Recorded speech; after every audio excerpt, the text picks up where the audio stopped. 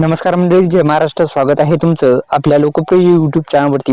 मित्रांनो, आपल्या लोकप्रिय यूट्यूब चॅनलला सबस्क्राईब केलं नसेल तर सबस्क्राईब करू शकता. आज या जिल्ह्यामध्ये थेट जे पैसे आहेत ते वितरणास सुरुवात झालेली आहे आणि या जिल्ह्यामध्ये आज पण जे पीक विमा आहे तो पीक विम्याचा हप्ता संपूर्ण माहिती जी आहे पैसे कोणकोणत्या जिल्ह्यामध्ये सुरुवात झालेली आहे संपूर्ण माहिती आपण या स्क्रीनच्या माध्यमातून आपण दाखवण्याचा आणि समजून घेण्याचा प्रयत्न करणार आहोत. तर मित्रांनो, पुन्हा एकदा आपल्या लोकप्रिय यूट्यूब चॅनलला सबस्क्राईब केलं नसेल तर आपण सबस्क्राईब करू शकता, बेल आयकॉनला ऑल प्रेस करू शकता.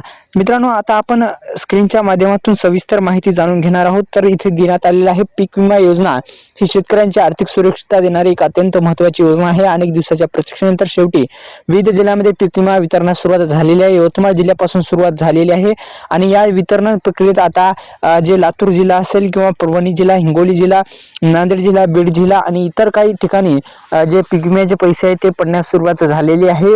जसं की छत्रपती संभाजीनगर जिल्हा आहे, धाराशिव जिल्हा आणि धुळे जिल्हा.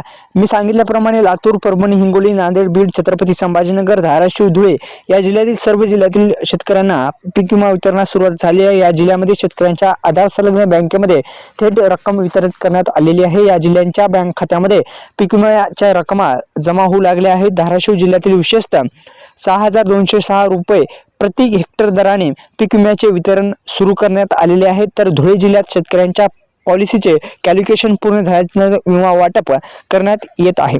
जळगाव जिल्ह्यातील अनेक शेतकऱ्यांना अजूनही कॅल्क्युलेशन प्रक्रियेच्या प्रतीक्षेत आहेत आणि द्याव्याची स्थिती कॅल्क्युलेशन जे आहे ते दाखवण्यात आलेलं आहे.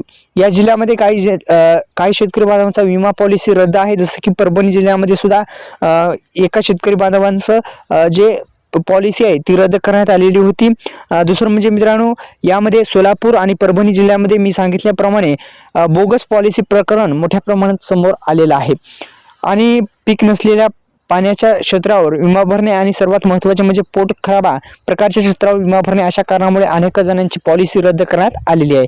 तर पुन्हा एकदा सबस्क्राईब करू शकता.